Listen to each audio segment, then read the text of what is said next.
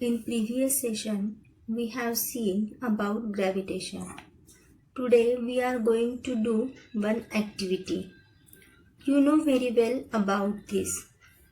All of us played this game or activity in childhood. Take a one string around 1 meter, tie a stone to its one end, take the other end in your hand and rotate the string in circular manner. In this act, we are pulling the stone towards the center. This means force is acting on a stone, which is called as centripetal force. Centripetal means center seeking.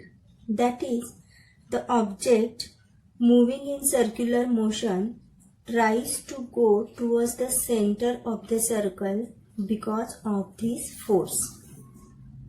Hence, definition of centripetal force is a force acts on any object moving along a circle and it is directed towards the center of the circle.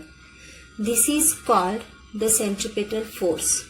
Further, when we release the string, the force stops acting on the stone and stone fly off along the straight line which is tangent to the circle at the position of the stone at the point we release the string, because that is the direction of its velocity at that instant of time.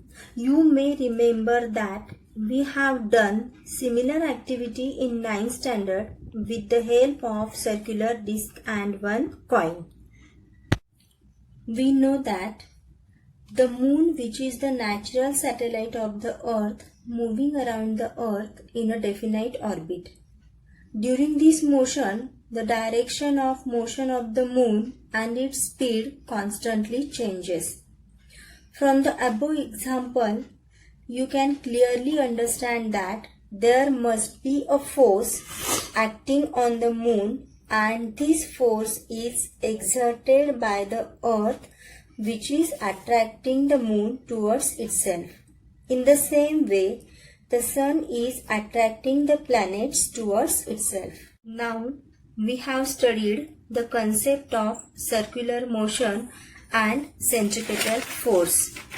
Further to concept of circular motion and centripetal force, we are going to see some information about ellipse. This is an ellipse. Ellipse means elongated circle. It is elongated in both the sides. An ellipse is the curve obtained when a cone is cut by an inclined plane. It has two focal points, F1 and F2. A, B, C are the 3 points on the ellipse. Then AF1 plus AF2 is equal to BF1 plus BF2 is equal to CF1 plus CF2. The sum of the distances to the two focal points from every point on the curve is constant. Our next topic is Kepler's laws.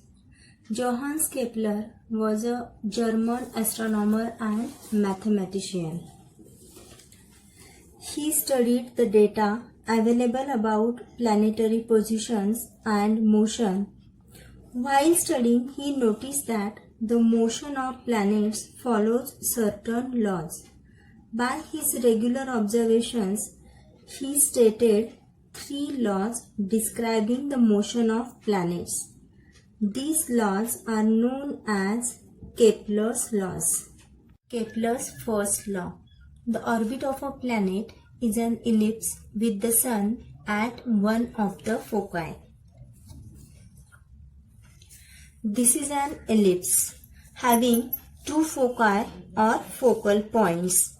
Consider sun at any of the one foci. Here we are considering sun at this foci, and ellipse its orbit of a planet.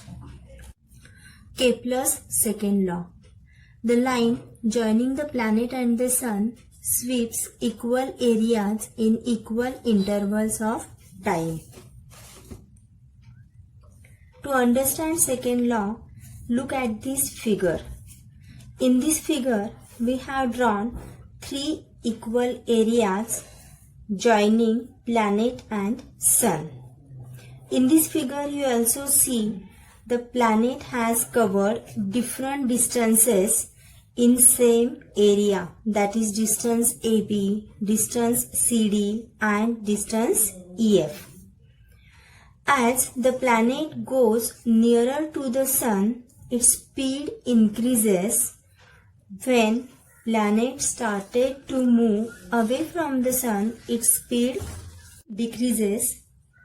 So the planet covers more distance when it is nearer to the sun, and the distance covered by the planet is less when it is away from the sun.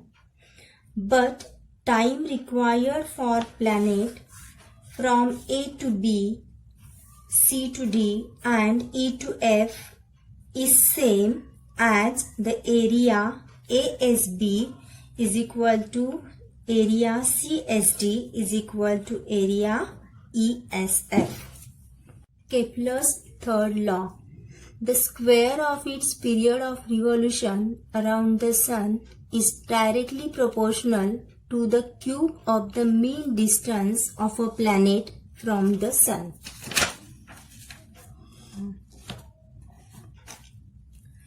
Period of revolution means time required for planet to complete one revolution around the sun, which is considered as T. We know that sun is at the one of the foci. Hence, when planet revolve around the sun, the distance between the planet and the sun is different at different points. So, Kepler considered average distance of planet, which is r. According to third law, T square is directly proportional to r cube. That is, T square upon r cube is equal to constant is equal to K. K is proportionality constant, also called as Kepler's constant.